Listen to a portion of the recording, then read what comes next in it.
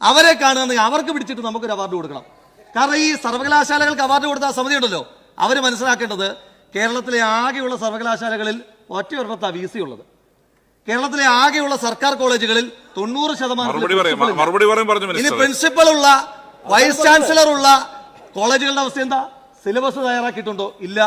Question bank തയ്യാറാക്കിയിട്ടുണ്ടോ? ഇല്ല. Question paper സമയത്ത് കൊടുക്കുമോ? ഇല്ല. പരീക്ഷ നിങ്ങൾ സമയത്ത് നടത്തുമോ? ഇല്ല. ഇനി പരീക്ഷ സമയത്ത് നടത്താത്തതുകൊണ്ട് കൃത്യമായി മൂല്യനിർണ്ണയം നടത്താൻ പറ്റുന്നുണ്ടോ? ഇല്ല. അത് കാരണം കുട്ടികളുടെ വർഷം നഷ്ടമാകുന്നുണ്ടോ? ഉണ്ട്. അങ്ങനെയൊക്കെയുള്ള കേരളത്തിന്റെ ഉന്നത വിദ്യാഭ്യാസ മേഖലയിൽ ഇപ്പോൾ ഉള്ള സർവകലാശാലകളെല്ലാം തകർത്തൊരു പരുവാക്കിയിട്ട് ഇപ്പൊ സ്വകാര്യ സർവകലാശാലയിലേക്ക് പോവാണ്. സന്തോഷം. ഇവിടെ ബഹുമാന്യനായ ശ്രീ രാഹുൽ മാങ്കൂട്ടം പറയുന്നുണ്ടായിരുന്നു അമേരിക്കയിലത്തെ ഏതോ അവാർഡ് വാങ്ങിയെന്ന് ഞാനിവിടെ പറഞ്ഞു എന്ന്. എൻ്റെ പൊന്ന് സുഹൃത്തെ, അത് അന്തർദേശീയ തലത്തിലുള്ള ഗുണനിലവാര പരിശോധനകളുടെ റാങ്കിംഗ് ഫ്രെയിംവർക്കിന്റെ ഒരു ടൈംസ് റാങ്കിങ്ങും QS റാങ്കിങ്ങും ഒക്കെ, അല്ലാതെ അതേതെങ്കിലും അമേരിക്കൻ സംഘടനയുടെ അവാർഡല്ല. ഇതൊക്കെ മിനിമം ഒരു വിദ്യാർത്ഥി പ്രസ്ഥാനത്തിലൂടെ ഉയർന്നുന്ന ഒരു നേതാവിന് ഇതൊക്കെ മിനിമം പഠിക്കേണ്ട ബാധ്യതയുണ്ട്. അതുപോലെ ഇവിടെ സംസാരിച്ച പ്രതിപക്ഷാംഗങ്ങൾ സാമൂഹ്യനീതിക്ക് വേണ്ടിയും പൊതുമേഖലയ്ക്ക് വേണ്ടിയും ഒക്കെ മുറവിളി വിളിക്കുന്നത് കേട്ടപ്പോ ചിരിയാണ് വന്നത്.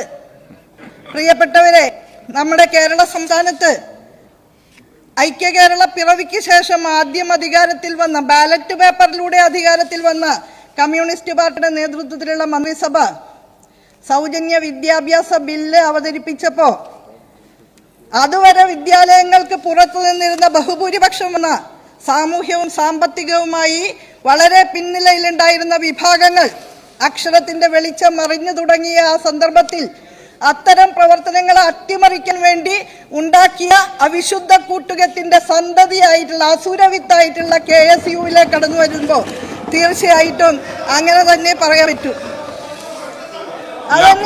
അത്തരം പരാമർശങ്ങളൊന്നും ഉണ്ടാവില്ല. അൺപാർലമെന്ററി ഒരു വാക്കുണ്ടാവില്ല. ഓക്കെ അങ്ങനെ ഒരു അൺപാർലമെന്ററി ഒരു കാര്യം രേഖയിൽ ഉണ്ടാവില്ല. മിനിസ്റ്റർ പറഞ്ഞോ? മിനിസ്റ്റർ പ്ലീസ് അതെ,